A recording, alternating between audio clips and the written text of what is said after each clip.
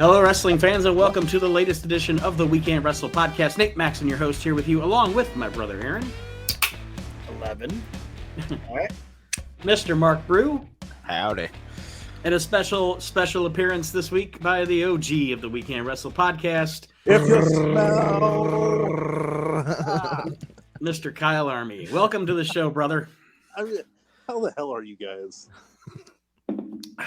You know, I just made a statement earlier, and I want to make the statement here, right now. I said it to my wife earlier. I want to throw this out there before we get into what we're doing this week. Well, what we're doing this week, folks, is we're going to discuss the world's worst tag teams. And because I know that most of us are going to have a lot of the same names on the list. Yeah. I didn't even put mine in any kind of order, so we'll just be throwing them out there. I wrote down 10, but I have something I want to say. It's a statement. I'm going to make it. And after I said it earlier, Kendall was like, "Mic drop. You made your point. You're right." But it has nothing to do with wrestling, though. But I want to say, no matter what creed, and tell me if you guys think I'm wrong, no matter what creed, color, race, your upbringing, what kind of music you normally listen to, if you're talking to anybody about music and they tell you that they do not like, and it is not one of the best songs ever, Don't Stop Believing by Journey, they're a fucking poser. They're a poser. They're a liar and a poser. If that song was a flavor, it would be pumpkin spice, though, because like every white girl loves it. Yeah, well, I'm not worried about the white girls. I'm just saying it's a great song. Song, it just depends on how drunk you are. If that song is not awesome, you need to drink more. It transcends styles. It transcends upbringings. I think it's just one of the best. Yeah. Well, I'm just relieved that it was that, and because you said it to your wife earlier, so I thought you were going to say, "I'm hungry. Bring me my dinner." yeah. I would be broadcasting from outside if I did that. So, you were talking about tag teams. I thought you were going to say, "Whoop, there it is." Can you dig it? We can dig it. But yes, we are going to talk about the world's worst tag teams here this week on the We Can't Wrestle podcast. And I think we'll just start, unless you guys have anything else you want to discuss quick, we'll just start throwing some teams out there and see where the conversation goes here. All right. I got one that I know you're going to agree with me on, Nate. All right, Mark, you go first then. Mortis and Wrath. You know what? I don't have them on my list. Well, I don't have them on my list either because they were. Go ahead. I think the problem with Mortis and Wrath, the main problem with that was it was like you're doing this Mortal Kombat. That's what thing. That's what my whole thing about it was. I said, when the fuck did Mortal Kombat and Disney merge? While simultaneously you're doing the real approach of the NWO. It's like it's this odd thing in WCW at that time that just doesn't fit anything else. The talent involved was good talent, and a lot of the people that we're going to talk about here, some of the talent's great, but the gimmicks were shit. But it just didn't fit in the time frame that it was presented. Which they could have, because instead of making them fucking Mortal Kombat cartoon characters, instead fucking bring out, like Glacier and like show that this dude is a badass martial artist, kind of like what they tried to do with Ken Shamrock and like Mark Miro and it's kind of like we're going through the 97 year on my show. And it's like I've said, it's like if this would have been like, if they would have called it like Judo Ray Lloyd and Ernest Miller versus Brian Clark and Chris Kanyon, it would have been cool, Yeah. And I'm not even the biggest Brian Clark fan. I fucking hate Brian Clark. Like Atom Bomb, all his shit. I'm not a fan of. I'm not a fan at all. But the thing that upsets me, I don't want to hate on the team as much as the gimmick. And there's a few on this. There's a few on my list. They're the same way you're saying, Mark. Right. It's like that. That's the reason why I put them on there, because the shit it was like they were just throwing shit at the wall and hoping that it stuck. Like Kanyon, dude. Like that's the one thing about late WCW is that a lot of the shit that Kanyon was doing gets lost. and he was doing some pretty cool stuff. But yeah, he was, and again, it's like with Mortis and Wrath and all that, the blood runs cold and all that stuff. Yeah. That was Bischoff's idea for what was going to be next with professional wrestling before he signed Hall and Nash and before the NWO took off. And he just went ahead and proceeded with it anyway. And that was just a bad idea. It was just a bad idea. Yeah, I was pretty sure that this was Shan Yu from Mulan and Reptile and Shao Kahn's love child from Mortal Kombat. the first agree, Mark, that the concept and whatever, it was a shitty team. Right. The first team I'm going to throw out because I want to get it out of the way. They're not even the worst gimmick. They're probably not even the worst team, but they're my least favorite team because I never liked any incarnation of them. They were always boring, and I am not a fan. And to me, they were just a waste of space on a wrestling TV show. No matter what you called them, whether you called them the Blue Brothers, whether you called them the DOA, whether you called them the Harris Boys, those guys fucking stunk. I don't know. I mean, they obviously knew people, and they were always boring, and they always stunk. And I just have to get it out of the way first. DOA stinks. They are not DOA, just the Harris brothers. They were creative control in WCW. Oh yeah, Gerald and Patrick. Yes, yep. Gerald and Patrick. So you're not saying the DOA is the four. You're just saying the Harris brothers. Now the Disciples of Apocalypse faction is fucking boring, and I hate that too. But I like Brian Lee and I like Brian Adams, but I do not like the Harris Boys. They stink. Yeah, fake ass Men in Black in WCW. They're not on mine. Just for the simple fact that, like, at least the Harris brothers were a solid team to get beat. Well, I can remove that from my list now. That was my number 4, Nate. Well, they weren't on my list, but as a team, they're boring. And the only person that ever got anything out of them that I liked was fucking Cornette and Smoky Mountain. Yeah, that's like the only time I enjoyed them. So I'll second that. They stink. Aaron, you want to throw one out? Yeah, like I didn't have like a 1 through 10. I just wrote. I don't want to say I just wrote down 10 names. I had 10 names, but I didn't put them like in order. So I will go with Fake Razor and Diesel. I had them on my list as well. That's a good one. And again, a lot of times you're going to hear as we talk here, folks, we're not necessarily, sometimes like I was with the Harris Boys there, we're not necessarily criticizing the workers. Sometimes we're just criticizing the gimmick. And this is one of those things where Rick Bogner was fine. And obviously Glenn Jacobs is great, but the Fake Razor, Fake Diesel thing, stupid.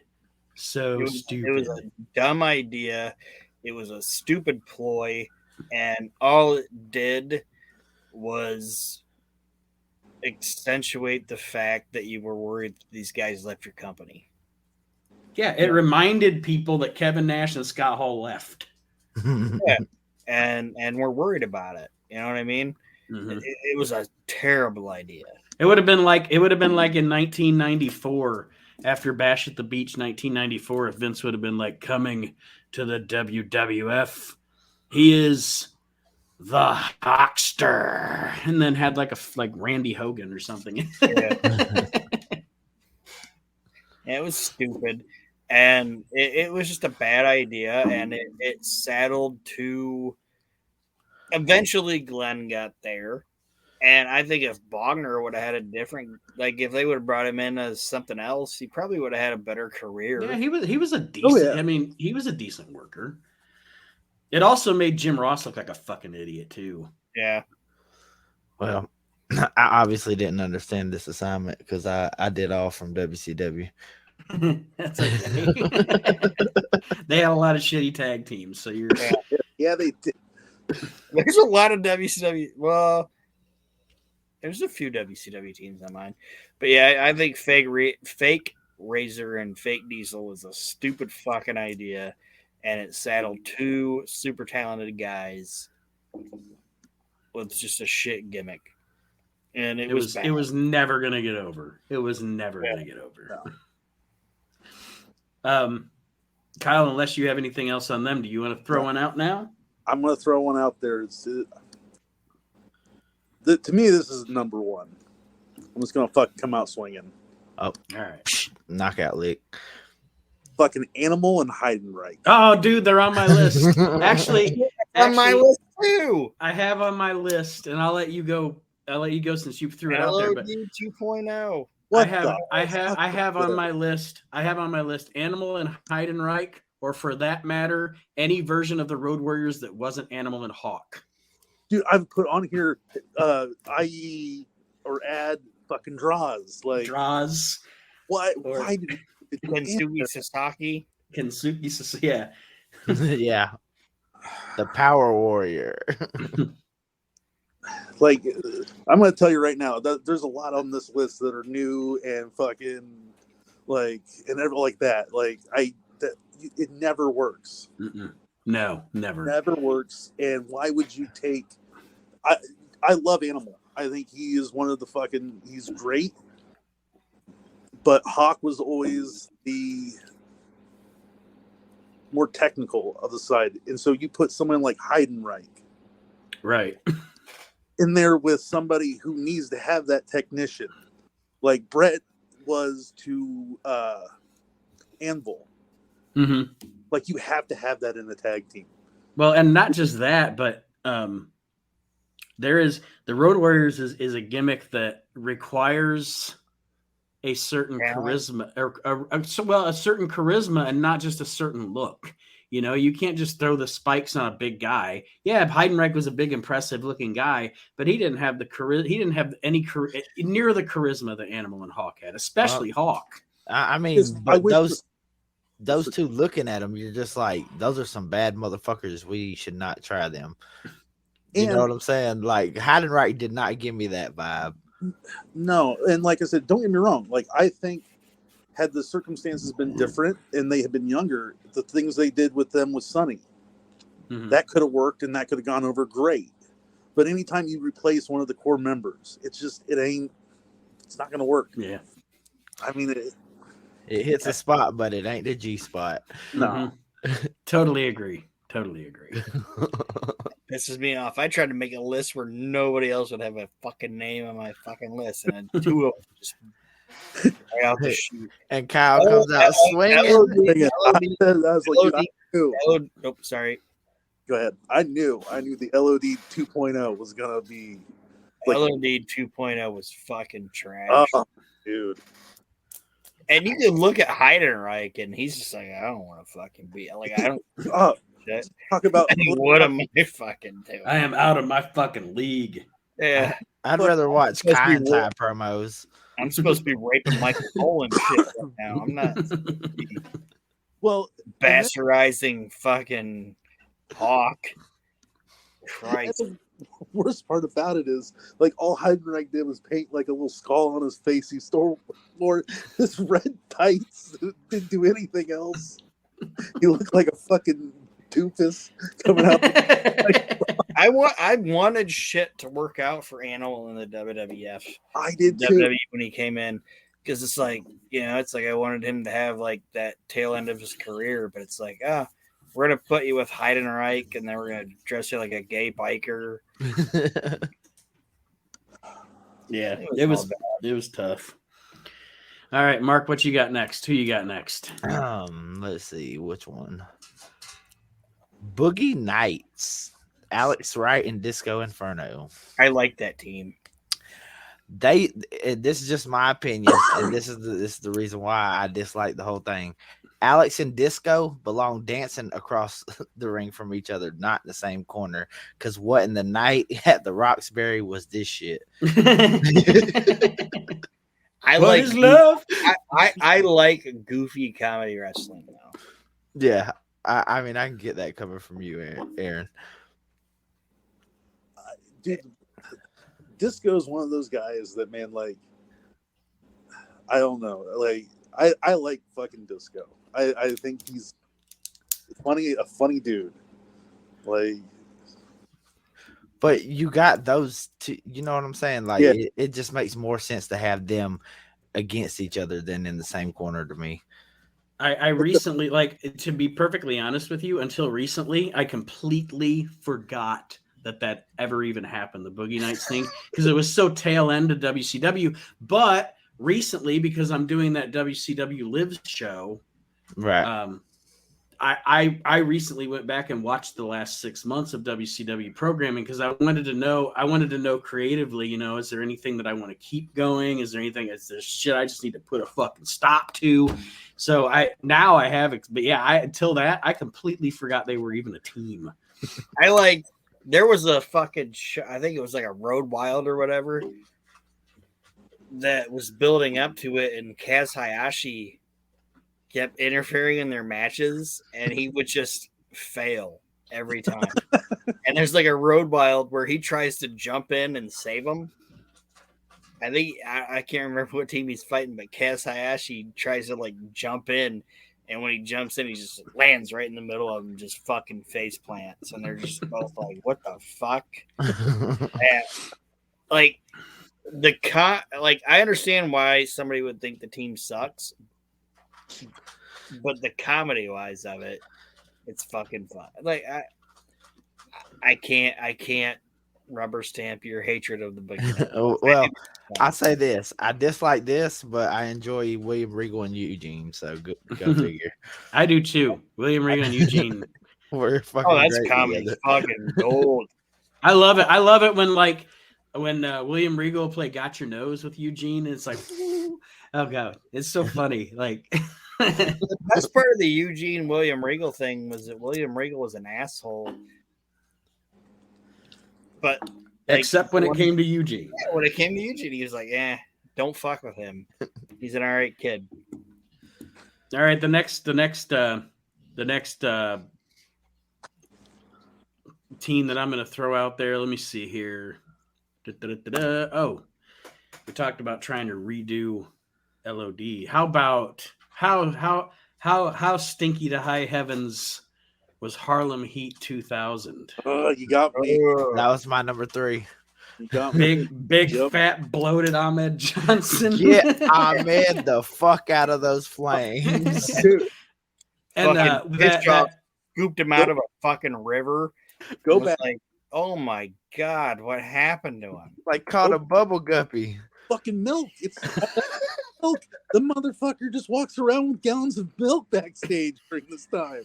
I'm serious. I can't remember now who I read said it. I'm surprised he didn't have a towel, and I can't remember who said it. It might have been Teddy Long. Said that he actually wasn't that muscular. He got like implants. Yeah. Teddy, it is Teddy Long. It was the interview that Teddy Long did with Oliver. John Oliver? Sean Oliver. Yeah, I know. I was kidding. But yeah, he said fucking Ahmed got implants. Dude, I love conspiracy theories like that. Like, the biggest one, and it's not wrestling, but I fucking believe Stevie Wonder can see. I know that motherfucker can see. I don't want him to be able to see. That's like when they tell you Monet was blind. Yeah. And he decided to become a painter? Like what?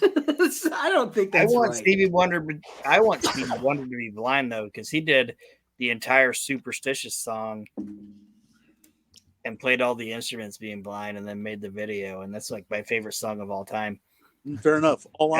And I want him to be able to hit that fucking bass and the drums and all that shit, not being able to see nothing.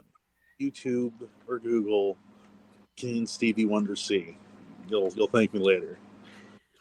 But now, if Stevie Wonder really is blind, he's glad he didn't see Harlem Heat 2000. I'll tell you that, because like I said, it was Stevie Ray, big fat bloated Ahmed Johnson. They took some big oath that they had during the No Limit Soldiers thing, and Clarence Mason and Big threw them Swole. together. Yeah, Big Big Swole. Swole. Well, they paid him like $3 billion or some shit to fucking be there. What was that, Kyle? Is Swole the guy that they called 4x4 during Bash at the Beach, like when the No Limit Soldiers come in?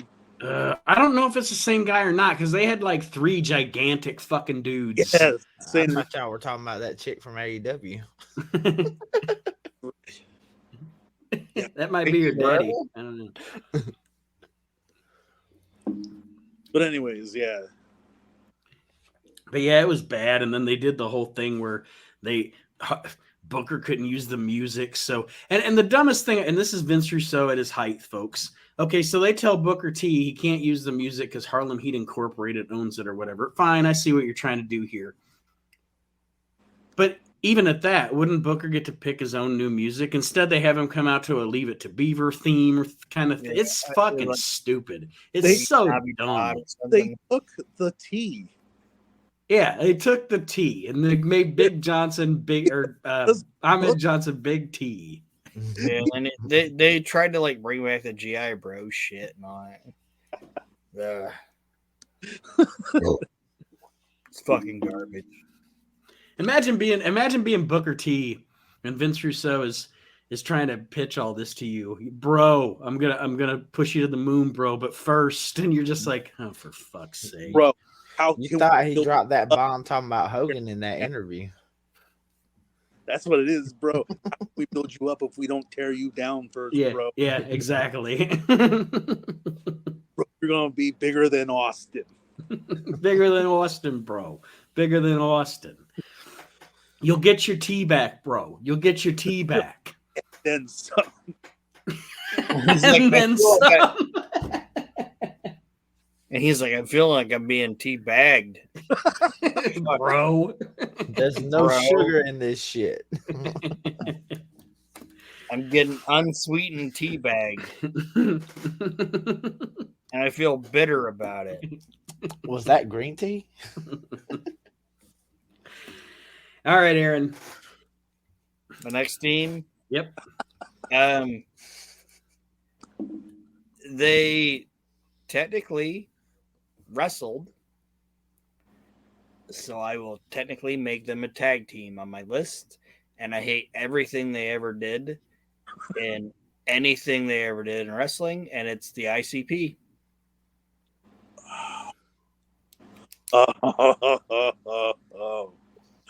Dude, I'm for inclusion, but fuck juggalos. Pieces of shit. The only good thing that ICP ever did, and they didn't even do it really, was when Mike Awesome beat him up on the top of the bus, so their big fat asses like slid off. He fell off. Yeah, that's fine. That's enjoyable because he didn't mean to fucking do it, and Mike Awesome was like, "Fuck this fucking brute," and fucking threw him. And all of that Dark Carnival garbage in WCW was terrible. Yeah, when Awesome threw the Rube off the bus, that was great because that was him saying "fuck WCW." Like, this is the biggest mistake I ever made. Like, he was so ashamed of himself on that, he hung himself. But like, he just said that shit nonchalantly too. The ICP's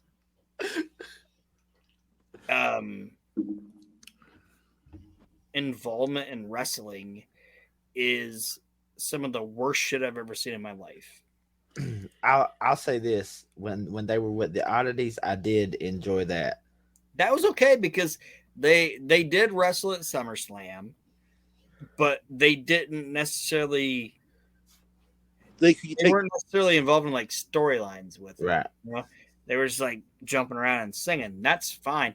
But the minute they're fucking dropping goddamn leg drops and somebody has them working with like fucking Muda and shit, it's like, what the fuck is going on? This is a goddamn embarrassment. I fucking hate the ICP. And another note on them that I will say, and then Kyle, you can share your thoughts. But my first job was actually, God, I'm old. 1996, 1997. I worked at Musicland, Northtown Mall, Toledo, Ohio. Represent.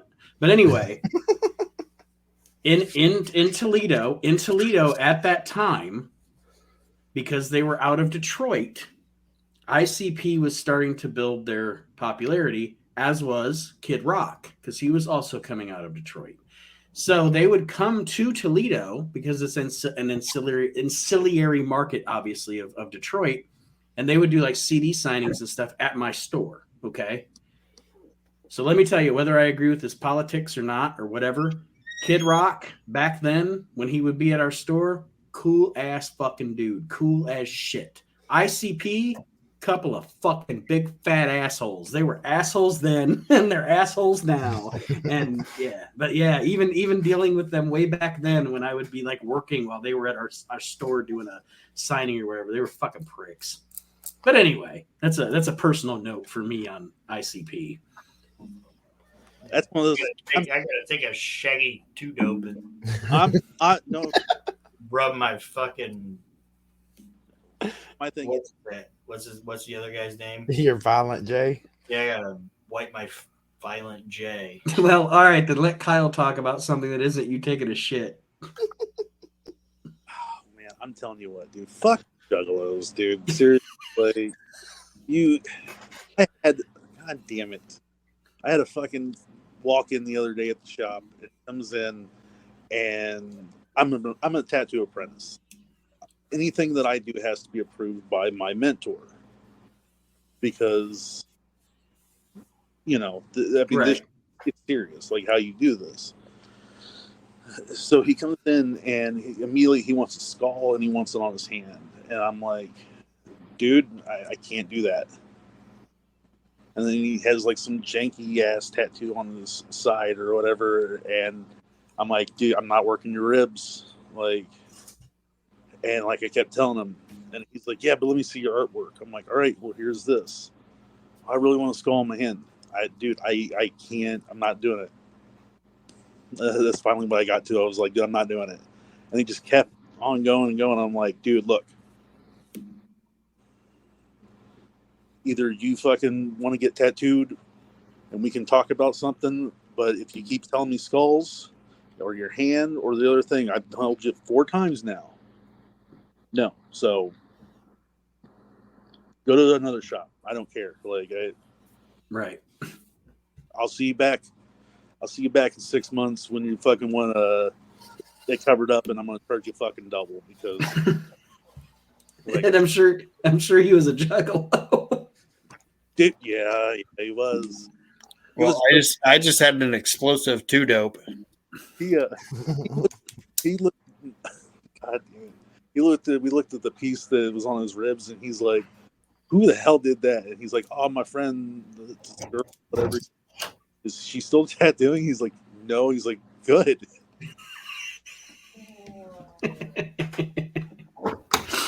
Like, fuck, man. Well, Kyle, it's your turn. All right. Okay.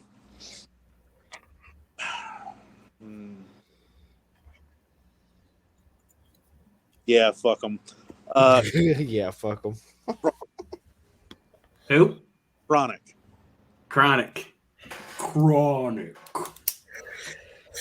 What? I'm a supporter of the Chronic. Oh, wait, wrong Chronic. Why would you pick 2 guys to put together in a tag team? And okay. Chronic works for Bryan Adams. Huh? He said Chronic works for Bryan Adams. Yeah, Chronic works for Bryan Adams because he was from Hawaii and he had a lot of shit in his house when he got busted. But I almost, honestly, Kyle, I almost put Chronic on my list, but I cut him out because I don't want to cast shade on Bryan Adams because he's one of my favorite wrestlers. So Bryan Adams is an amazing wrestler. I have nothing. the tag teams are on the list. It is nothing against the. Well, Brian Clark's another story, but anyway. My point is that like it's nothing against Brian Adams because Brian Adams is fucking amazing. The fucking gimmick was just stupid. Like, what was it? Like, what? It was fucking thousands. It was a dude going chronic, and it was terrible dance music. That's what I was gonna say. It almost could have been something if you would have given them a different gimmick and a manager. Yeah, Alex Wright as the manager. I mean, somebody that could talk for them, Mark. They tried it when they went to the Fed because they put Richards with them, remember? Yeah. It would have been making more sense for why they had that fucking entrance music, and all he would have had to say was chronic. They probably would have actually lasted longer in the WWF, but they had a god awful showing at some pay-per-view, and Vince McMahon was like, Jesus Christ, is that actually Crush? I mean, I guess they just shit the bed. Yeah, but honestly, sorry, I don't want to step on anybody. No, sorry, I was just saying, but especially at that time, though, nobody was doing them any goddamn favors. Yeah. I mean, like I'm sure at some point he was up against the fucking APA and. And the only reason they got in is because Taker wanted his buddies to work for him. Well, no, honestly, I was going to say everything I learned, or shouldn't say learned, read. Do you know what haltered them in the WWF? I honest to God, I just thought it was that they had that they just sucked. Was it the tops that they wore in WCW? No. They got there, and Vince, from everything I've ever heard, loved Bryan Adams. The entire locker room loved Bryan Adams. And they sent them to Heartland. And Brian Clark took offense to the fact that Vince McMahon was sending them to a developmental territory and was like bitching about it. And Bryan Adams is basically like, just shut the fuck up. We have a contract. Shut up. And he wouldn't shut up about it. And it got him released. And when it got Clark released, they didn't have anything for Bryan Adams, so he got released too.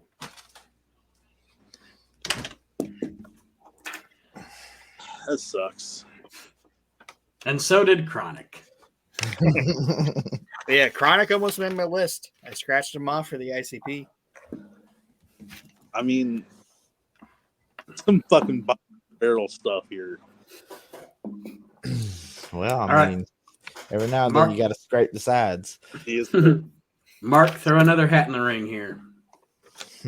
Hat on a hat. Okay, I got one for you. Rick Steiner and Judy Bagwell.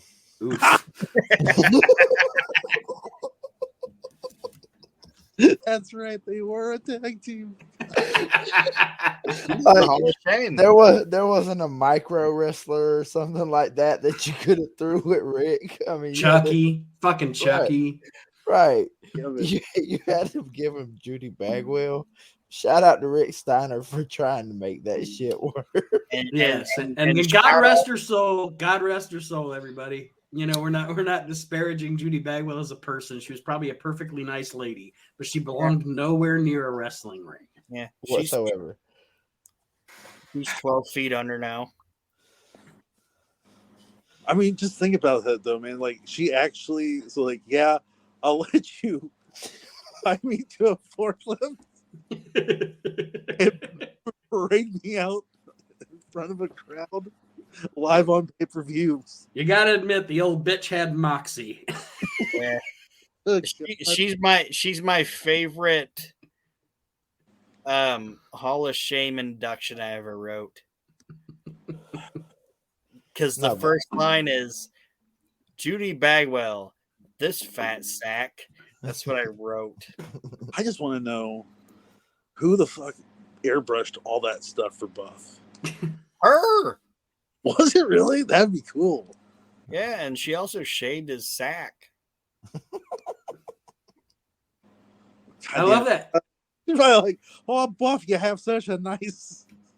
I love that. I love that story JR tells about when she called in Buff Bagwell pretty much in sick for work. And JR was like, and I had to tell his mama, Judy, you're a perfectly nice lady. But you tell your son next time he wants to no-show wrestling show, he should call me himself like a man. And if you would have called me and tell me happy birthday. Yeah. He's like, you would call me, tell me happy birthday. We could swap recipes. talk about the weather. All that's fine. But don't call your boy off anymore. Your boy ain't a boy. He's a man. I love how Jim Ross like, I told Judy Bagwell the way it fucking was. I mean, but what part of that is what I want to know is what seemed like a fucking bright idea. Yeah. Hey, mama, will you call JR? We ain't got nobody else. Throw Judy in there. Yeah, Judy Bagwell and Rick. And she was the tag team champion. In her Golden Girls pantsuit, she was a tag team champion. If we're talking about worst tag teams of all time, I feel like this is definitely a fitting one. I hope that's on her tombstone. What? WCW Tag Team Champion. Mark's mama. JR's phone buddy. WCW Tag Team Champion. Rest in peace, Judy. Judy Bagwell. Miss Judy. Miss Judy. Holy shit. All right. I bet she made good potato salad. Probably. I bet she made good money. that fucking woman probably was like living up. I mean, fuck. I'll tell you what. For the money she was probably getting, I'd shave Bust's fucking ball sack. Fuck. Damn. Everything's negotiable. All right. So the position. She couldn't work a match, but I bet that fat sack made a good potato salad. The next one I'm going to throw out there is obvious. Never heard of it. Thank you, Jim Hurd, for the ding dongs. The ding dongs. Oh, you took my number 10. Jesus Christ. They were annoying. Well, I mean, they could have at least stuffed something in their trunks or something to make it look like they were well endowed if you're going to be called the ding dong. You got to play that gimmick at all angles. They're Hall of Shamers, too. Yes, they are. Ding dongs. The bells and all that shit's like, what the fuck was anybody thinking? They weren't. No, that's the problem. Like, we got spandex, hook them up. Head to toe spandex. But here's the problem. Like, was it really that nobody could be like, here's the reason why this is a stupid fucking idea? you always think about that, don't you? Like in a booking meeting, could somebody raise their fucking hand? Right. Like, so I'm sure Sullivan was, but he was shorter than everybody else. They couldn't see it over fucking anybody's head. He was 3 rows back. Yeah. Good thing the ding dongs made TV. Good thing the Hunchbacks never did though. That was supposed to be them. Yeah, yep. I know, but that was going to be their next gimmick. Because they could never get pinned. Yes. Jesus fucking Christ!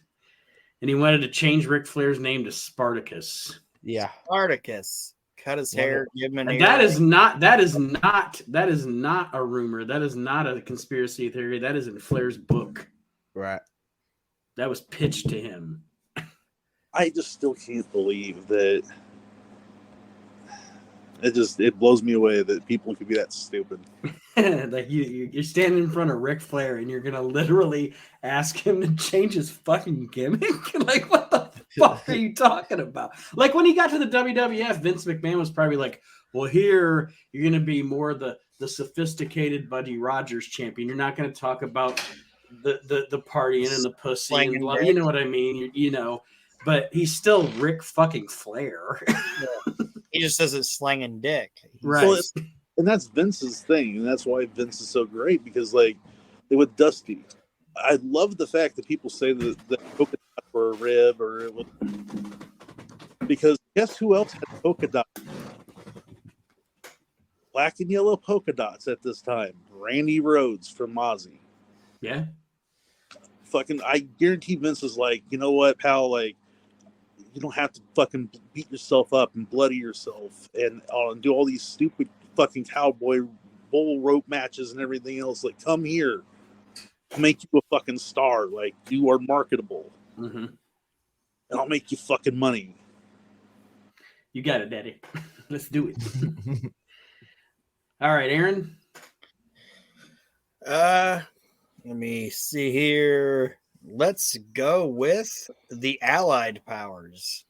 Lex Luger and the British Bulldog. Nope. Their entrance music was the first mashup. Their entrance music was the shit. But you're gonna take two, like, how do I say it? Like, I know tag teams are supposed to be like, you know, conducive to each other or whatever, but you took two power guys and you put them together, and it just sucked. Like, the Allied Powers was a terrible fucking team, and it didn't work. You know what I mean? Right. Well, and think about this. Like, on the other side of that, when you had Bulldog and had Owen, like, one of the best.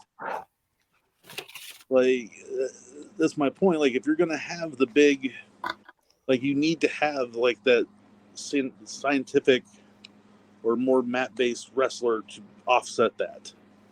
Mm-hmm. Yeah. It didn't work. It was like, it's kind of like what Kyle just said, where you took, like, obviously Davey was a much better worker than Luger, but it was like, well, let's take these two muscular guys and put them together. It's like, it doesn't fucking work. And they didn't mesh well together. They didn't, from everything I read, they didn't like each other, and it was just a bad team. It was like, oh, we have nothing to do with these guys. Let's slam them together. And it was a bad decision and just sucked, in my opinion. Right. Watching it back from back in the day, can I give you a theory? And I agree with you that it stunk. It was a bad idea. Yeah.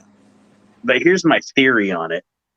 Vince had completely given up on Lex at this point, right? Oh, yeah.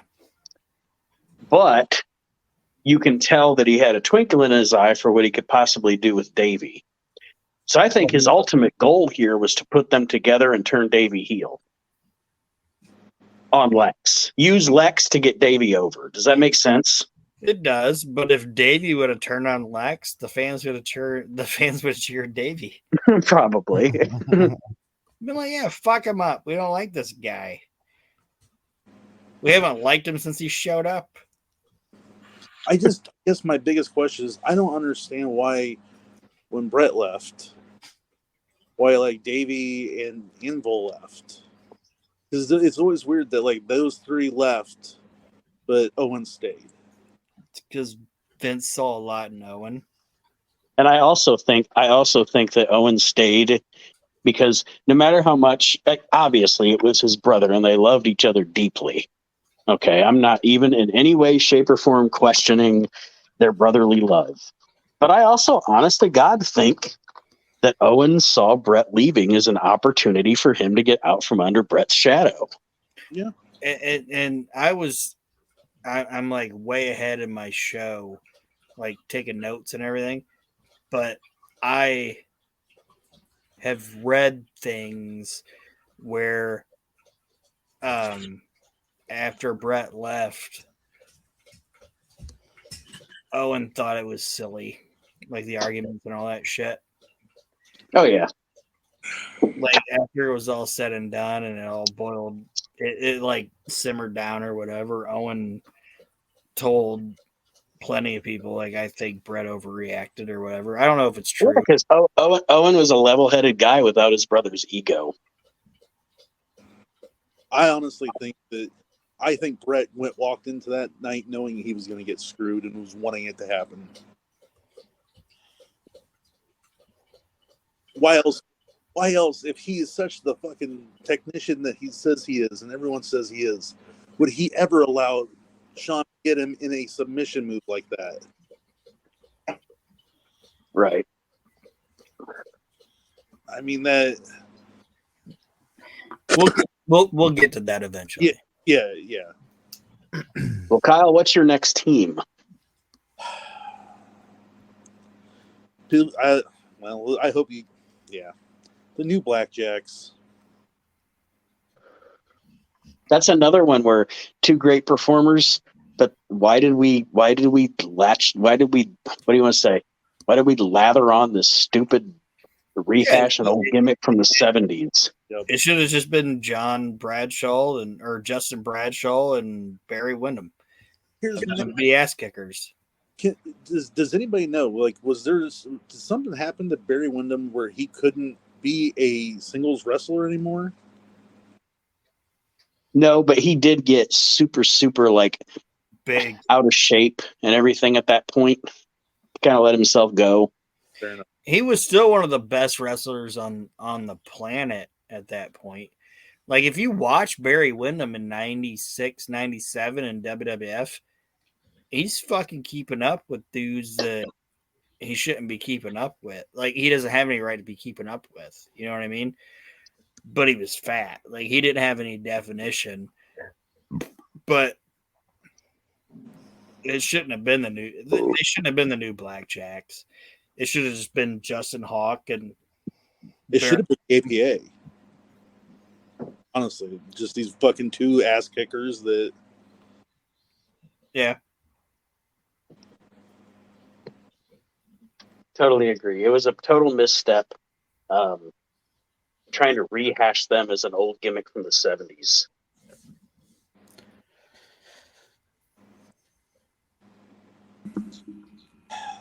I mean, I don't know. It's just, and I'm even fine. Like, you could have just called them the Blackjacks. You didn't have to go like, this is new.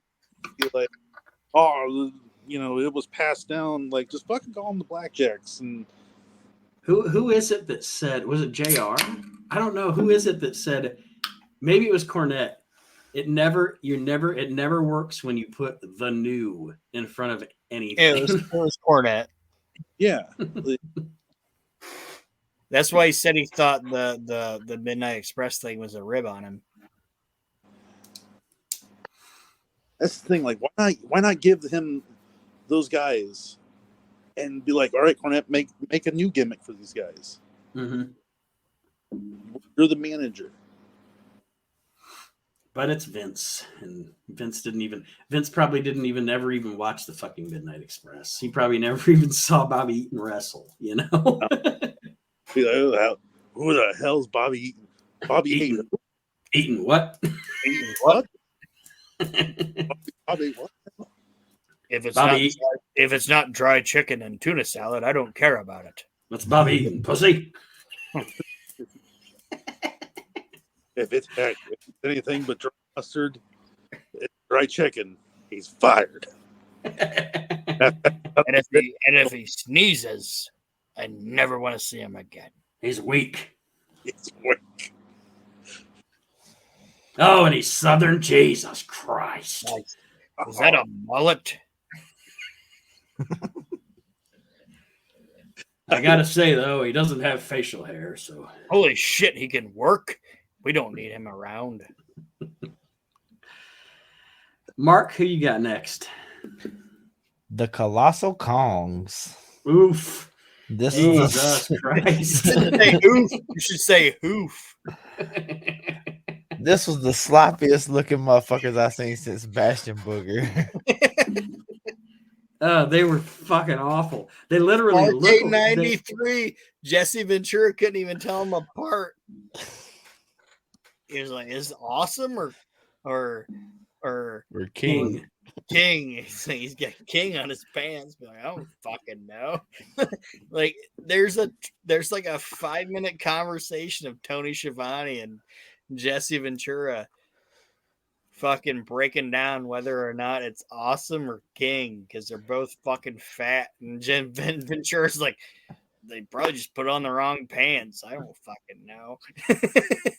And then they saddle fucking poor Harley Race with these fat slobs. Yeah, I mean, literally to me, it was like the closest thing you'd get to the Revolting Blob from Billy Madison.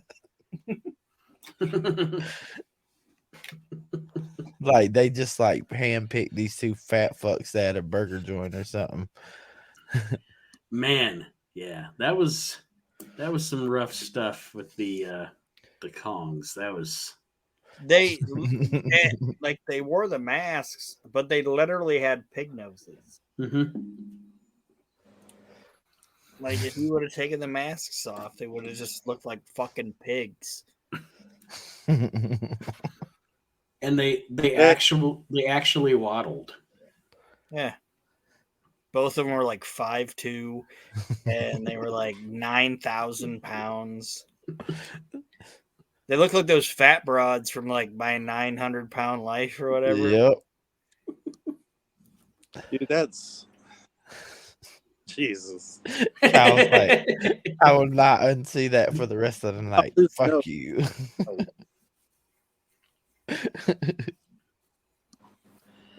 And you know, sometimes you can defend. They're like nobody. They should have came out and be like, nobody's gonna diabetes us. Nobody's gonna diabetes us. Nobody's gonna diabetes. Sometimes you can defend somebody's like girth or whatever because you're like, well, yeah. We talked about it. We talked about it on a recent show. Adrian Adonis, you know, like he was huge, but I mean, he could still fly around there like a fucking Super Bowl and take the bumps and everything. Sometimes you can defend it, but with these two guys, they didn't belong. They didn't belong in a wrestling arena with a ticket. Like they fucking stunk. Fuck them pigs. Good call, Brew. They look like they were each other's body double or some shit. Body quadruple. It's like, who are we gonna get to play his body double? Fuck it, he's big enough. Yeah, fucking hogs. Fuck them. They sucked. The next one that I'll throw out there, Techno Team 2000. You motherfucker. Eric Watts and Chad Fortune. Techno Team 2000. Terrible gimmick. And Bill Watts got his boy another job. You know what other tag team they were? Huh. They were in ECW, weren't they? This was on a video I was watching. I want to say it was like the Pit Crew or some shit. Well, I'm pretty sure at one point they wrestled at least a match or two in WCW or in ECW. I don't know what they called themselves, but they were next no team who gives a fuck. Yeah, just and you know what? I never saw anything in Eric Watts. I didn't see anything in that Chad Fortune guy. Eric Watts was not his father. I can't even give him the benefit of the doubt because I literally never thought he was any good. Him getting beat up at the gas station by Arn Anderson didn't work. I was watching a TNA. We were supposed to care about that. That didn't fucking work. From fucking like 06 or something like that or whatever, and it's DDP, and it's DDP versus Raven, and Raven's like, we all know this is because of Eric Watts. Like, what the fuck is he doing? What? Why? Yeah, people just kept hiring this fucking guy. Yeah, they were the Pit Crew in WCW, I think. Yeah, that's exactly who it was. The Pit Crew in WCW? Yep. No, I don't even remember that. Sure, you don't remember those shitty NASCAR fucking suits on them two guys? No, I don't remember that at all. You sure it wasn't the shit crew? Hold on. Where's it at? Present. I was kidding. I know it's not the shit crew. No. These fucking guys. Oh Jesus! I don't remember that at all. That's the same guys from Techno Team 2000. It might actually be a better gimmick. I can't believe you don't remember that. Maybe I forgot it on purpose. W guy, and I don't even remember that. Maybe I just don't want to remember it. I blocked it out of my mind. I had something more important that I needed to stay there. And the reason why I know this is because the pit crew was on my list. All right. Well, we knocked them off your list. Yep. That means I think, Aaron, you're next. All right. You took Techno Team off. So I'm going to go with something that shouldn't surprise anybody that listens to my show. So the 5 of you people out there, Jeff Jarrett and Mongo McMichael. Fucking hate them. Everything they do together, whether they're teaming or fighting or whatever, I hate everything about it. You know what's funny is that like she did all this talking in WCW. She goes to WWF and Vince is like, "Just out there and show your goddamn breasts and shut the fuck up."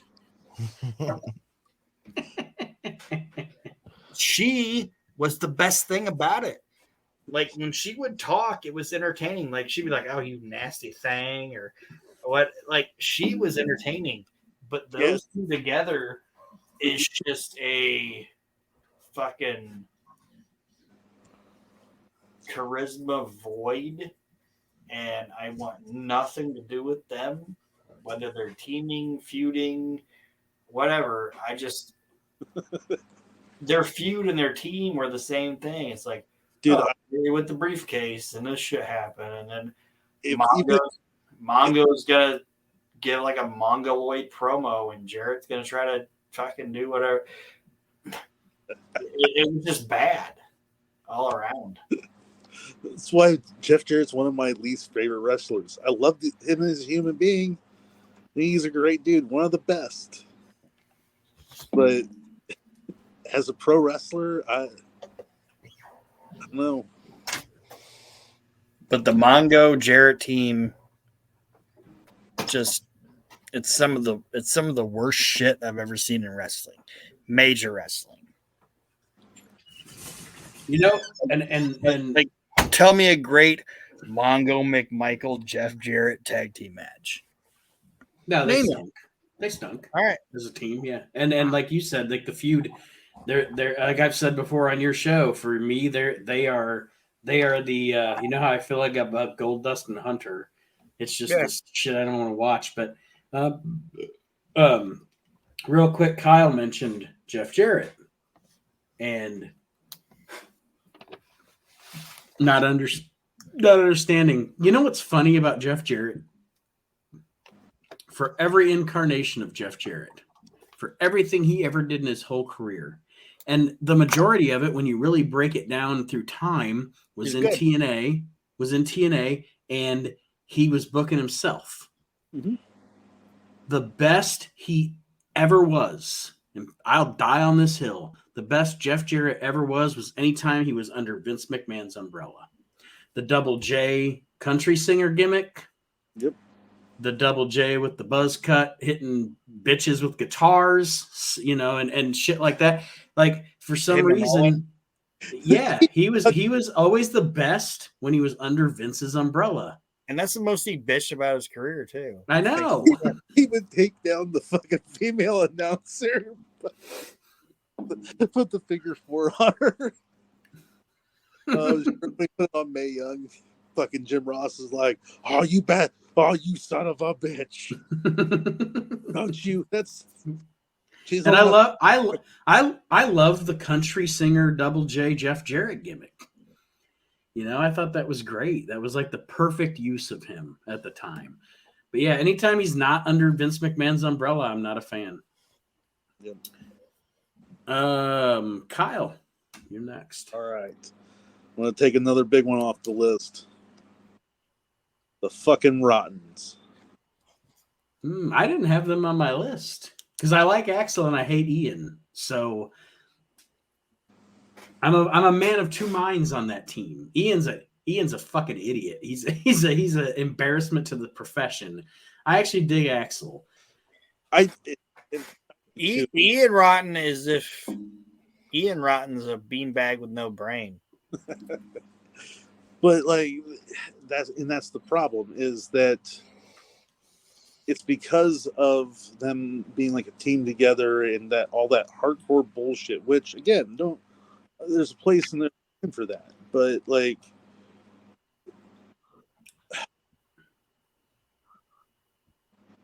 he could have been good. Where I'll agree with you, and I think where you could go with that, Ian drug Axel down. Like he was a big fat anchor on Axel Rotten for sure. Yeah. Because of him, that he got in his head where it's like, well, we have to be this, we have to be these bruisers. It's like, yeah, but Ian Rotten was a fucking beanbag full of ham salad, and he sucks. But Axel, once he got away from him, was a proven talent, and like him as a singles, and then when he got with Balls, and they were the chair swinging freaks, that was cool shit. But I'll agree with Kyle, and anybody just has to go and listen to Reliving the Extreme and listen to me talk about it. They sucked as a team. Yeah, it was bad. Yeah. All right, Mark. Next one on my list is Men at Work. Canyon and was it Mark? Was it Mark Starr? Mark Starr, yeah. Yep. They wore the hard hats. It wasn't nothing to do with the wrestlers involved. It was more along the lines of the whole gimmick. Am I watching wrestling or am I watching gay porn? Yeah. Like this was like, to me, the generic version of Duke the Dumpster mixed with the man's Regal. I don't know. I've never understood the job gimmicks. Yeah. What? Like, so the garbage. Like, you think that garbage man wants to come home and watch some other dude fucking deal garbage? Hell no. You think fucking Sparky Plug wants to go fucking race cars? And that's all he fucking does? No, like. Well, it doesn't make any sense in 1995. Duke Droese could definitely have made more as a garbage collector than a wrestler for the WWF in '95. You know what's even worse? It's to get more dates doing this. It's a per night basis, pal. I can't remember the comedian, so forgive me, but I wish I could remember so you give him the credit. But he's like, you know how you know when you're watching wrestling if the guy in the ring is really fucked, doesn't have a last name, like standing in the ring already, Bill. Die. Bill's gonna die.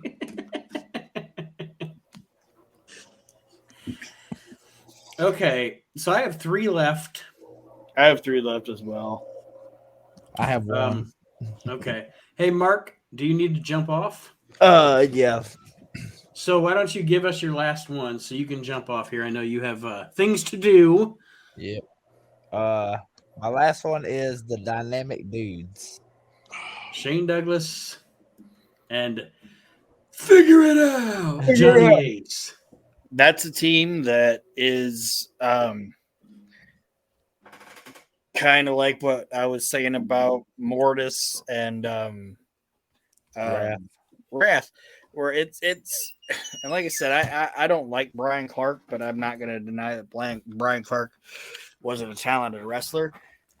But that's a team that if they would have been given something different, they probably could have done something, because people can say what they want to say about Johnny Ace, but Johnny Ace was actually John Laurinaitis was actually a pretty good worker. Mm-hmm. Well, I mean, if you're gonna do that type of gimmick, you at least need to know how to fucking skateboard or something. Yeah. That's Neither one of them could. That's one of them gimmicks where I'm not gonna knock the talent. I'm gonna knock the promoter that gave it to him. You know what I mean? Yeah. Yeah. And quite frankly, they look like and I know they weren't, neither one of them was old, but they were too old to be skaters. So they essentially came off like Buscemi, like, hey you kids, hey you fellow kids. Right. Yeah, and Laurinaitis was big enough and had that voice where it almost came off like, oh, are these guys like father and son? What's going on? It's more along the lines too, though. I got some popsicles in the basement. Oh my. Surfboard. No, I don't. Bullshit. No. Mm-mm. No. You want to get out of this trunk? Figure it out. You want to get out of this truck? Damn. Well, But- Mr. Brew, we will let you sign off. I Yeah. know you have to go. We appreciate you jumping on, though, and joining us this week on the show. It was nice to have you. It's always fun with you fellas. It was good. It's all right. But I will bow out now and go handle this shit that I got to do with this card shit because it's never ending. Oh yeah, before you go, let people know where they can find you. Whatnot on all sports breaks. If you see any of the breaks that say Mr. Ice, that's me, Mr. Ice Cold Brew, right there. All right, Mark. Thank you, brother. All right, y'all have a good one now. You too. All right, thanks, man. Later. So the next team I'm going to throw out there here for those cards. What is that? But it's okay. You can explain it to me later. this is like the old days, just the three of us. It's like It's like the three of us. it's just like episode 1. Next one, the next team I'm gonna actually episode 1. Oh man, back then Somebody's gonna say something racist. the show sounded so bad too. Like I go back and listen to it, and I'm like, man, as a producer, I fucking stunk. Well, we just had a fucking microphone that we like in the middle of the room. like or when we did it remotely, it was like a phone connection on Skype. It was fucking terrible. I It sounded hated Skype. I hated Skype. It sounded like it was like 1996. So like Skype would be like beep bop boop boop boop, and they would be like cat it beep, and I'd be like, yes, I can hear you. Yeah, Aaron, I go. Can you? I'm like, I can fucking see you. I can fucking hear you. It's not me. I can tell you, man. There's times in those early episodes where like it would freeze up or like it would cut out, and I'd just be like, It was so bad. How far we've come up to episode 194. But the next tag team, speaking of bad, then I'm going to throw at you guys. Let's see. I've got 3 to pick from. Let me start with. I'll start with Totally Buffed. Lex Luger and Buff Bagwell. Yeah. I never understood. I don't know. It was. All They right, were so they were in that weird group with Flair. the Magnificent Seven. The Mag 7 and all that shit. It was fucking trash. And at that point, Luger had completely checked out. Like, it's funny because you watch him and it's like he's like disheveled Lex Luger. Like, he's still muscular and everything, but he doesn't at all look professional anymore. Like, he looks like he's just completely checked out. Like, his hair's like not he doesn't combed. take his pants off. Yeah, right? his hair's not combed. It's like sticking up in the back. And it sounds silly when I say, oh, he didn't take his pants off. I mean, like, he worked in like a fucking tracksuit. Yeah. But he was still jacked to the fucking gills. You know what I mean? Like, anything you want to say about Lex Luger, he never looked bad. Right. You know, but like when dudes wouldn't take off their outfits and shit, it's because they looked bad. But he was just like, fuck it. I don't Yeah, he had completely checked out at that point. like Flair always looked good, and at this point, he was working in fucking dress pants and a fucking t-shirt because he was fat. You know what I mean? And he knew he looked like shit.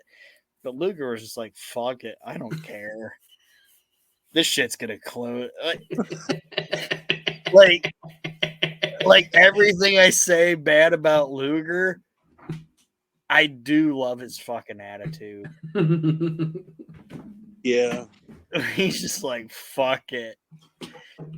Like, one of my favorite things that Tony Schiavone ever said about him was Luger was in a bar and Schiavone saw him down at the end of the bar, and Luger was like ordering drinks and was like paying this bartender like tips, and the bartender wasn't talking to anybody else. And Schiavone said he went down there and he was like, what the fuck, Luger? What's going on? This bartender's not paying anybody else any attention. He goes, well, I just keep giving him money because he's peeling my shrimp. And he's like, what? Like, the bar had shrimp, but it wasn't like deveined or whatever, or like, you know. And Luger didn't want to get his hands nasty, so he was just like paying this dude like $5 for every 7 shrimps that he would peel for him. And he was just like fucking throwing money at this guy. Just keep giving me drinks and peeling my shrimp, bitch. Like, best fucking attitude ever. The world could be on fire. You're like, well, fuck it. Yeah. And then in Luger's book, Arn Anderson used to call him Eggplant. And Luger was like, I don't even know why he called me that. Like, he said they'd be in a store and fucking Anderson would look at Luger and be like, fuck off, Eggplant. And just be like, okay. Like, why are you calling me Eggplant? Like, did Arn ever say why? No, he just called him Eggplant. Oh, Eggplant. All right. Aaron, you're next. I'm next. Yep. All right. I have 3 more on my list as well. So the next team I'm gonna pick is the Johnsons. You knocked them off my list. Yeah. I don't want to say I knocked off the Johnsons, but yeah, stupid fucking gimmick. It's not knocking the guys. It's not knocking the guys. For those of you that have never seen it, look it up. The Johnsons, TNA, the early days of TNA / Impact Wrestling. The first fucking night. Night. 2 men, head to toe. Stars. What? 2 guys that should have been stars, honestly. Just saying. But go ahead. Yeah. Were the Johnsons played by Gemini? Yeah. Yeah. Like, I couldn't. I was like, who's he talking about? I think it's Gemini. Yeah. But they were dressed head to toe, including masks and flesh-colored bodysuits to essentially look like cocks, and they were called the Johnsons. Terrible.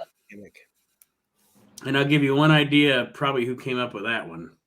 Well, there's no idea. There's no question who came up with it. Bros. Bro. We got these 2 genetic looking freaks over here. We can make them, you know, an athletic, badass, like double Rick Steiner type team, but let's put them in flesh-colored outfits and make them penises. We'll call them the Johnsons. The James. Fun. Rod and Kyle, any commentary on the Johnsons? No. Fuck. Why would? Yeah, fuck them. Yeah, it was a terrible idea. Horrible. Really stupid. I mean, it was the Shane twins, and they should have been bigger stars. And that's who they were. Yeah, I don't know why I remember them as Gemini, and I couldn't remember what their they actual. were Gemini. I know, but I couldn't remember their actual names. So what? Yeah, yeah. Fuck them. They're you're like LA Knight. You're like, yeah, yeah. dude. He's getting over, man. He should. He's fucking great. All right, Kyle. Oh, go ahead, Aaron. Dick and Rod. That were their names. Dick and Rod Johnson. I mean, it's not a terrible idea if you could. I don't know. It is a terrible idea. Don't fucking justify it. Yeah, it is. Yeah. Do you know the only team that can beat them? What? Oh God, I'm afraid to ask. What? Is Sonny and Missy Hyatt. God. Actually, I bet Sonny could take them both at the same time.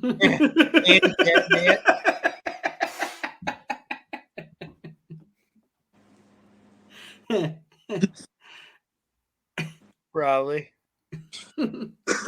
It's the double penetration match. Oh, I bet it is. Smell my mustache. Smell my mustache.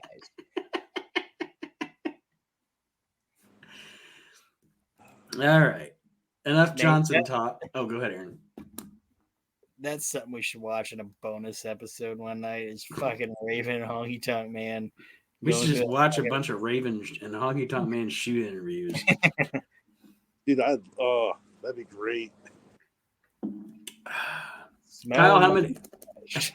Kyle, how many do you have left on your list? I have one left on my list.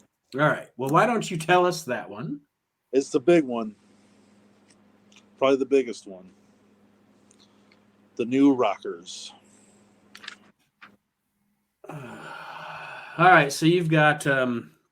I'd put them in the same boat as where I talked about the Blackjacks, the new Blackjacks, where the team doesn't suck, the idea does.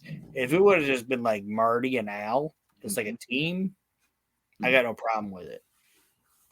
But slamming the new and making it a gimmick that already existed, I got a problem with it.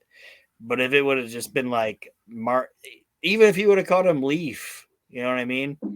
It would have been fine. But putting them in the Rockers gimmick sucked.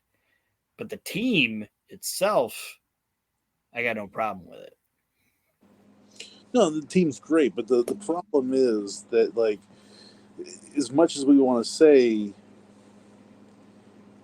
it's about in wrestling, it's the gimmick that they're given and how they take it and use it. Mm-hmm. Because I mean, fuck, think about it. Like, prior to fucking the New Age Outlaws, fucking Road Dogg was singing cowboy, and Billy Gunn was with the Honky Tonk Man, and they were able to, instead of being like, hey, why don't we make you the new whatever, they took it and went like, well, fuck, we'll be the New Age Outlaws. Right. Yeah. And they made it work. They actually, like you said, it was like a last ditch effort for those two guys. If that wouldn't have worked, they'd have been fucking gone. Oh. I mean, you know whose idea that was, though, don't you? Huh? Putting Billy and Road Dogg together. You know whose idea that was? Russo. No. I thought it was Russo's idea. No, that's one thing where Russo doesn't take credit for it. Russo hated it. Like, he's gone on record of saying, I didn't see anything in either one of those guys. That was Vince's idea. Really? I mean, Vince said that I want you to do something with Brian James and Billy Gunn, because Vince saw a lot in Billy Gunn, like, as a talent, because he looks like somebody Vince would like. You know what I mean? Mm-hmm. And he knew Brian James personally and thought the guy was charismatic and was like, do whatever you want, but I want you to put these guys together, and everybody was against it. And Vince was like, put them together, and they did it, and it fucking worked. Like, that was a Vince project that he stood behind the entire time. Well, I mean, look at Roman. Mm-hmm. I mean, he basically sat and said, no, I'm going to show you what you want. Roman is one of those times in pro wrestling, like the Miz, where I will say that as a fan, I was proven wrong.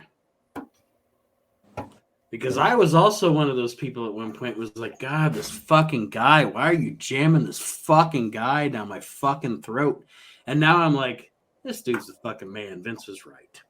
Hey, he belongs at the top of the card. He is in the class that he should be in, up there with the upper echelon of performers. He is a main event performer. He's a high level professional wrestler. Vince saw it before anybody else saw it, and I give him credit for that one. And here's the thing, like, people are talking about like the draft and the title and everything else. And my thing right now, Roman Reigns is the man. Oh yeah, no doubt. And I love the fact that they're doing a World Heavyweight Championship where if Roman doesn't defend it all the time, it's like the NWA World Champion. It feels very territorial, where it's like, not going to be here every week. Well, and not to mention, now that you've done a draft, and we won't get too deep into this, but now that you've done a draft and you've designated that these are two separate rosters, Raw has to have a world champion. I mean, it is what it is. If you're going to have two separate rosters, because I assume that Roman's just going to be on SmackDown because you did a draft, so you might as well leave it that way. So Roman's the champion of SmackDown, and whoever wins this world championship is the champion of Raw. It makes perfect sense. Let's be honest. We're talking right now that as it stands, our main event for Night of Champions is going to be Seth Rollins versus Cody Rhodes. Yeah, most likely. I mean, that's what it's shaping up to be. And what a story to tell. I mean, how we get there, like I said, we'll see. But like I said, I think that's where it's at. And it's like, okay, so what's going to happen? Mm-hmm. Because something's happening that night. Right. Yeah, has to. I think, personally, it would be great to see fucking Hunter show up. It looks like he's going to be there to help Seth. And like everyone's like, oh fucking of course he's gonna help Seth. And Seth's his boy, and then he fucking boom hits him, fucking pedigree or the hammer, and fucking hands it off to Cody, and fucking Cody turns heel. Anyway, you'd have all kinds of new shit to do with him as a heel in Raw too. I think I don't know about that, but guess who's another shitty tag team? Fair enough. Guess. I'm not going to guess because then I might say my last pick here. It's Joe Gomez and the Renegade. Ooh, I didn't even. That was out of the blue, and it's terrible. They're terrible. Yes, they both suck. Like at some point, you're like, oh, maybe one of these guys is going to turn into something. Nope. They both suck. I feel bad for the Renegade, though. I don't. Here's this dude that just wanted to be a wrestler, and they brought him in, and they're like, "We're gonna make you the next Ultimate Warrior, pal." You know what should have let him know from the beginning it wasn't going to work? What's that? We're going to paint a big fucking R on your face, man. Yeah. You're like one of the letter people. Yeah. Yeah. You ain't even Mr. M with the munchy mouth, which is the cool one. You're a reject. What was stupid is that they sit there and they go, it's like they're gonna have the ultimate surprise. And then they're just like, this isn't the Ultimate Warrior, it's the Renegade. You're like, what the fuck? Yeah, and then you got Joe Gomez, and they're like, we're gonna call you the Desperado. And he's supposed to be like that fucking dude on the USA Network that had his little motorbike. You know what I'm talking about? Yeah. What was his fucking name? Oh, fuck. I can't remember. Anyway, Joe Gomez and the Renegade, one of the worst tag teams ever.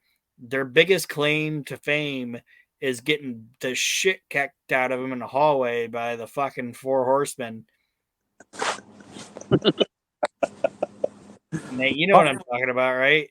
Oh yeah, it's Fucking Gomez just laid out like, oh, I'm just gonna lay here and pretend like I'm beat up by fucking Renegade. Gets his head stomped in by Ric Flair. They fucking sucked. It was a horrible team. What the fuck? Why did the fucking Horsemen? Why did they beat him up? Yeah.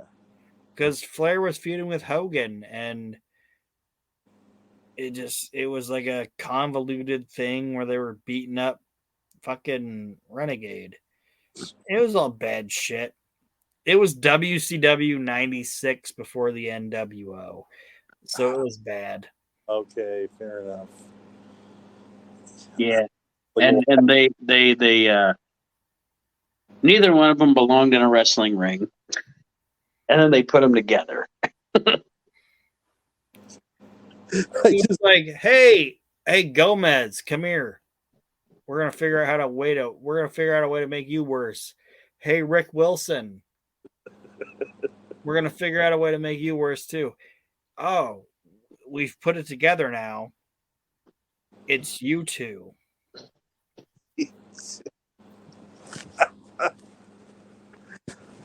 Congratulations. -1 plus -1 equals -2. Now, wait. Do you think that they? Who do you think they told? You think they told Gomez first, and then he had to go tell fucking Renegade? I think they told Renegade first because they probably told Renegade first because he was the higher man on the ladder. If that says anything. The step ladder. Yeah. I could just see like Joe Gomez or Renegade come up to the other one and being like, "All right, man, we gotta get trunks made and we gotta come up with a name and a finisher." And he's like, "What? What? No, you're just Joe Gomez and the Renegade. Yeah. We're not going to give you a team name.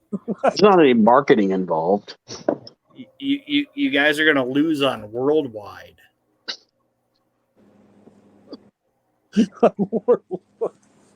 Just shut up and take the check. Oh man. Shut up and take the check.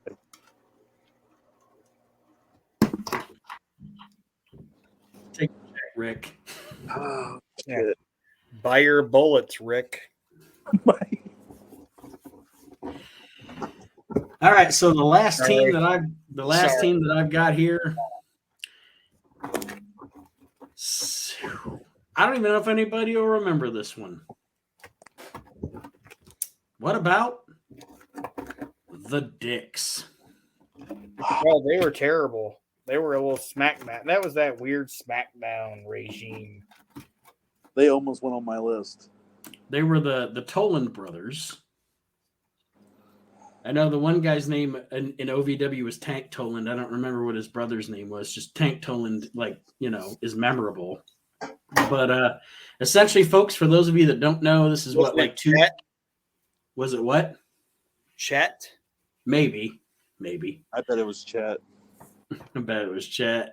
Yeah. But for those of you that don't know, maybe, I don't know. I think it was maybe 2005-ish, 2006-ish. They brought these two guys onto SmackDown dressed like Chippendales dancers, and they called them the Dicks. And it stunk. Yeah, that was another Laurinaitis idea. They were Laurinaitis hires that didn't work out. I don't know. And to be honest with you, I probably have only seen what they did in that gimmick, which is probably only 2 or 3 matches. So I can't even tell you whether they were any fucking good or not. I just know the gimmick stunk. and it was never going to go anywhere. You know, you can see a gimmick, you can watch a gimmick come out on television and literally say to yourself, this person's never going to main event WrestleMania with this gimmick. This gimmick is going to go absolutely nowhere. You know, like you look at something like this, or the Johnsons, or any of the shit that we've brought up here. These bookers look at this stuff. Like, why would you not want to look at every single wrestler that comes across your desk and say, what is the best I can do with this person to draw money? And you come up with the dicks? Well, hell, and I'll tell you what, I'll right here, right now, I'll rebook the dicks, because I would put them with, I don't know. Let's go with, from another group that time, Cherry or whatever from Deuce and Domino? Yeah. The hell, even have them part of it.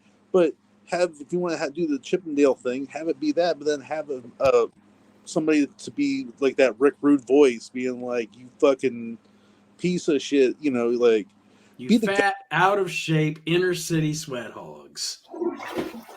But the heel version of the Godfather, like, this is the dudes that your wife wishes you could be. You know, there's a way to do that, but what the dick should have been was just like, I don't want to say it, just like jerks. Dicks. Like, yeah, he goes dicks. Oh, completely different. Just completely different. Like not even like, oh, you're fat sweat hogs or whatever. Just walk out and be like, yeah, look at you. You're like a fucking moron. You know, like, just have them be assholes. If that makes sense. That's what I would have done with them. Like, I remember going to watch like some wrestling thing at the fair, and this guy was coming out with like Hostess cupcakes, and he was like Mr. Fitness or whatever, and he was like handing it out to the crowd. I was like, dude, I would have fucking been like, oh, you want a cupcake? Like, fuck no, you fat piece of shit. You're not getting. I fucking love indie wrestling. Mr. Fitness is handing cupcakes to people. It's so fucking awesome. Fitting this cupcake into my mouth. I love indie wrestling. Like, sometimes indie wrestling is better than major wrestling, just because it's like it's times it is. It's what it's supposed to be. Like, they don't overthink it. They don't overthink it. And it's guys that like fucking wrestling. Yes. They don't like sports entertainment. They know funny. There was they know entertainment. They know Juventud Guerrera coming out and go, fuck you, you fucking fucker. Yeah, they know that. It's fun. Like, there was a match that, because like I said, we just kind of stopped and looked at it for a minute with my nephew and my brother, which my brother is not a big wrestling fan, but it did pop him a little bit, because there was one guy that was a midget that was in a cop uniform, and he pinned the one guy. He got up and he's like, stop resisting.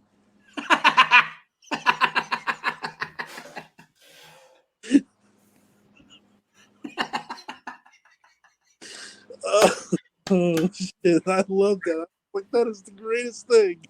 Wrestling's the best when it can make fun of itself and it's quasi-racist. That's when it's the best. Just think about that, guys.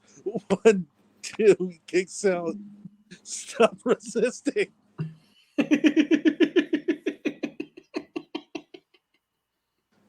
Oh man. Like, if you want to hear the best commentary on wrestling ever, okay? Seriously, and this is gonna sound stupid, but the best just announcer that ever had anything to do with wrestling that would say the shit that fans were thinking, honestly, was Jerry Lawler from 1996 until about 2004. Am I wrong? I mean, Lawler would say shit And he would be like, that's exactly what I was fucking thinking. You know what I mean? You know who else did that too? Ventura. Yeah. Yeah, and that was in the 80s. It was a different thing. Ventura would be like, hey, yeah, look at this fat guy. Yeah, but you know what? I'm putting it like in our. No, yeah, I know. You know what I I mean? agree. I'll tell you, the guy that for me was they gave no shit whatsoever. He is the guy that I would never fuck with. Is David Schultz. That man, fucking thing. Oh yeah, he was great, and he should be more celebrated than what he is. Like, if you want to watch something great, turn on like him on the Morton Downey Jr. show. Or him on Tuesday Night Titans. Yeah. I mean, it's just City Dump. What is this? City Dump? Favorite line, one of my favorite lines ever. Invite these people here, pizza, chicken.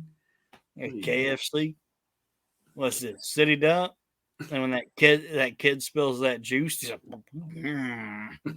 I love that. I actually love and it's this one of my favorite Vince McMahon moments is with David Schultz. When David Schultz is showing the guns, and then David Schultz shoots that fucking shotgun, and Vince is like, "Oh my god, what the hell is wrong with you? What's wrong with you?" He fucking flips out. God, it's funny. I went to San Francisco. I didn't find no women. I found a lot of men that look like women. What's wrong with you, Jane? Great shit. I got one more team. all right. All right. Else have any more teams? No, we will wrap it up after your next team. Because I have to sign off anyway. That'll be fun. I do too, because I got to eat my food and watch some TV. But my last team, terrible tag team, but they also had a very long run in WCW. They went from like 94 to I think like 99, just working that goddamn Saturday Night Worldwide loop. And it is Mean Mike and Tough Tom, Disorderly Conduct. Do either one of you remember them? Yeah, absolutely. Purple and you gotta give them credit for hanging the fucking. Yeah, they hung in there because guess what they were before they got there? The Texas Hangman. But yeah, they fucking sucked. They were terrible, but they were also, you got to give them credit for being the guy. They were, you know what those guys were? They were the gambler of the tag team division. No, and but also what they were guys that were like, dude, they just keep fucking re-signing our deal, and they don't even. Oh yeah, I'm not like they're just like we're gonna ride this fucking pony until it fucking dies. That's why I said they had a great fucking run. They were like, "Oh, this ring keeps spinning, and we're just gonna keep fucking do it," because the ring literally spun. They're like, "We're just gonna keep riding this fucking painted pony and fucking making our money." But they were a terrible team. Who I think it was Triple H, wasn't it? Wasn't it like Larry Zbyszko told him something like, "Kid, if just keep your head down and you can have fucking for the rest of your life, you'll be paid." Yeah, because WCW had, there was nobody had any fucking clue what was going on. Yeah, my favorite Triple H story is that when he got to WCW, he was terrorizing. Okay, that was his name. He got given the terrorizing name by Killer Kowalski, and he hated it. Okay, and he got signed to WCW by Kevin Sullivan, because Sullivan was a boss, like a Massachusetts guy, you know. And Paul signed with him, and he was like, "Yeah, I'd love to sign with you. You know, I want to do WCW, this, that, and the other thing." And what Paul said was, "I just don't want to be on WCW as terrorizing because I hate that name." And then he said he was outside mowing the yard, and his girlfriend was like, Paul, you're on TV. Paul, you're on TV.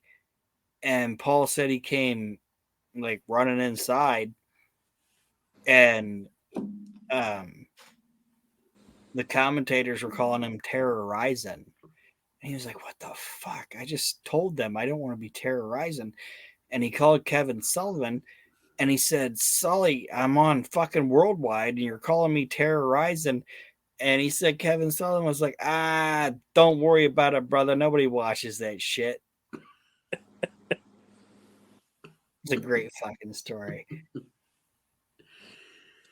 And that's the thing about like WCW, like they had good stars. I mean, everybody that basically the ruthless aggression era was like those guys from WCW, your Benoits, your Guerreros, you know. Yeah, right. WCW's problem was never talent; it was constantly mismanagement. Yep. It was not knowing what the fuck they were doing with the people they had. Like they had Glenn Jacobs. Glenn Jacobs loses his Sting on a fucking Worldwide, and he's like Bruno Manstino or whatever. It's like they didn't know what they fucking had. And don't get me wrong, I love Sting, but like you got to have opponents for Sting to fight. Mm-hmm. Like we'll close it out and then we'll be done. But like, say what you want to say about Steve being there or whatever. But how do you look at a guy that looks like Kevin Nash and be like, "We got nothing for you"? You know what I mean? Because they did shit with Steve. You know what I mean? Like they did shit with him. Like Steve was a mid-card guy in WCW, and he should have been bigger than what he was. But I understand that. But you look at a guy that's fucking 7 foot that looks like Kevin Nash, and you're just like, don't know what to do with you. Don't know what to do with you. Or Scott Hall. That and I know it's cliche, but Scott Hall, a guy that looks like 7 movie stars. You know. Yeah. This fucking handsome motherfucker right here. We don't know what to do with you. You hairy chested, sexy ass motherfucker. Yeah, we have no fucking idea what to do with you. You second incarnation of possibly Magnum TA. No idea. You can leave. Fucking idiots. Well, on that note, we will wrap up this edition of the We Can't Wrestle podcast. Kyle, it was great to have you on the show. Guys, it's been a great time. I appreciate it. And hopefully, I know you're a busy man, but hopefully we can get you back on more periodically this time around, or going forward. I would love that. I would love to be back on as much as I possibly can. You're welcome whenever you want to. So appreciate it. Can I put a plug in real quick? Sure, absolutely. If you guys want, better buy me dinner first. Well, I'll buy you a beer. How about that? You motherfuckers talk off air. I don't want to hear this. Fair enough. Follow me. It's Kyle Army Tats on Instagram. Like I said, that's the best way you can get a hold of me. Other than that, man, this fucking world's crazy. Try to be good to each other. Yes. Don't be toxic. Fucking stop being toxic. Get bent. I know. I'm like, don't be toxic. Get bent. But I'm just saying, there's no. As I get older, and I'm aging ungracefully. You start to realize that it's not about being negative; it's about being positive. And like I look at and I don't know if anybody's noticed on my social media posts and things like that, or when I talk about modern shit on the shows. My biggest thing lately is I'm attacking the negative people. There was a time, and we go back to, let's say, episode 1 of the show. We were just talking about it earlier, cracking on how shitty the audio sounded and everything. But if I go back to the first episode of the show, the first thing I did, one of the first things I did on the first episode of the show was I spent like 12 minutes shitting on Kenny Omega. And you know what? I still loathe Kenny Omega. I still think Kenny Omega stinks. I still don't like Kenny Omega. The difference 6 years later is I just don't fucking watch Kenny Omega. If there's something I don't like, I don't watch it. I no longer spend my time watching things I don't like just to shit on it on social media. That's a pathetic state of life. If you don't like something, don't fucking watch it. And let people that like it. If somebody likes Kenny Omega, you do you. I'm all for it. The way I look at it, man, it's all it comes down to ice cream. Everyone likes ice cream. You like chocolate, and I like vanilla, and you like strawberry. You like butter pecan. I can't be mad at you.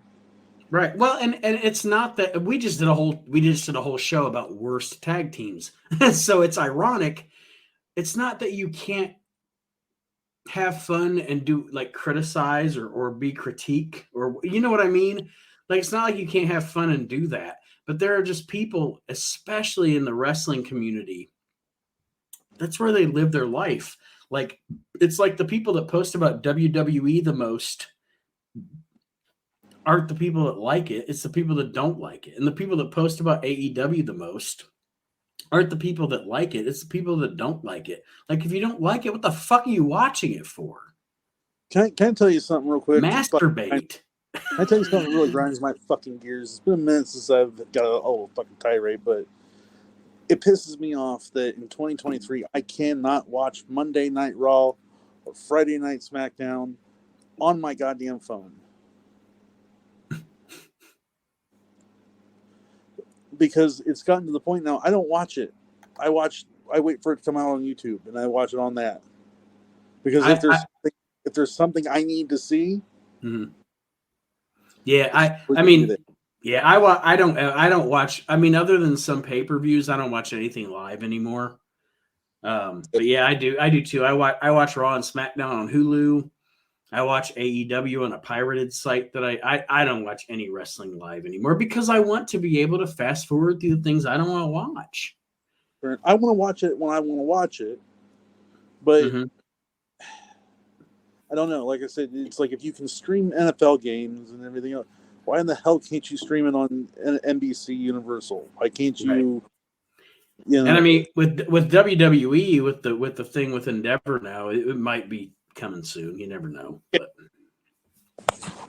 All right, everybody. I don't have anything to say, I guess. Aaron, go ahead, Aaron. You always have something to say. I just want to tell everybody out there, just chillax and spend fitties, pet kitties and suck titties, and just fucking relax. Spend fitties? Pet kitties and suck titties, and just fucking relax. You know why cats are assholes?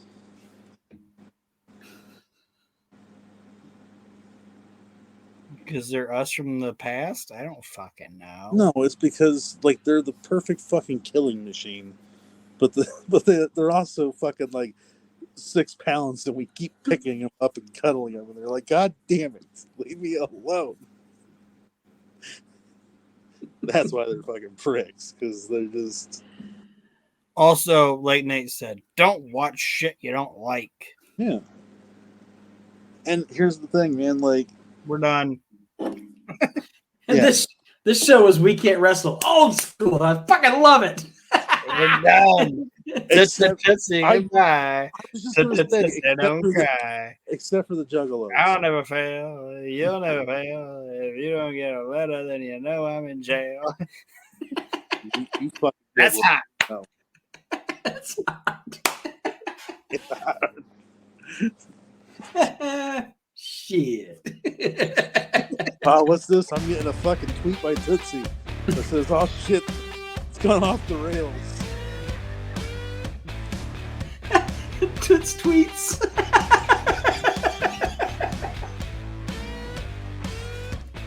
Bye, everybody. We'll see you next time around. Have a great week.